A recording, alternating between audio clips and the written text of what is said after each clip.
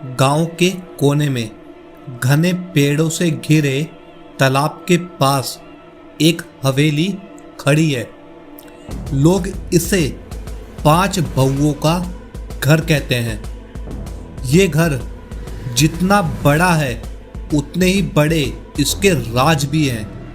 और आज मैं आपको बताने वाला हूँ वो कहानी जिससे इस गांव की नींद हमेशा के लिए छिन गई। घर का परिचय। इस घर में 5 बहुएं रहती थी। सबसे बड़ी सरला, चुपचाप और सख्त मिजाज। दूसरी कमला, मुस्कुराती जरूर थी पर उसकी आंखों में छिपा डर साफ दिखता। तीसरी रीना, जो हर वक्त तालाब को घूरती रहती। चौथी गोरी, जिसे लोगों से मिलना जुलना बिल्कुल पसंद नहीं था। और 5वीं सबसे छोटी सुनीता अभी अभी इस घर में आई थी और सब कुछ उसके लिए नया और डरावना था। तालाब की दास्तान। गांव वाले कहते थे तालाब साधारण नहीं है। रात होते ही इसमें औरत की सिसकियां सुनाई देती है और कोई भी बहू जब वहां जाती तो पानी से आवाज आती, मुझे आजाद करो। तभी सुनीता हैरान हो गई। उसने बोला, कौन है वहां? कौन बोल रहा है? बेटों का रहस्य। धीरे धीरे सुनीता को पता चला इस घर के 5 बेटे थे पर सबकी रहस्यमयी मौत हो चुकी थी। अब सिर्फ बहुएं ही रह गई थी इस हवेली में। आधी रात का राज। एक रात सुनीता चुपके से पानी भरने तालाब पर गई, लेकिन वहां कोई और भी मौजूद था। वो थी सरला, सबसे बड़ी बहू। और सरला तालाब से बातें कर रही थी।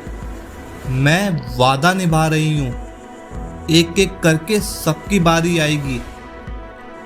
तभी पानी से आवाज आती, मेरा इंतजार खत्म होने दो।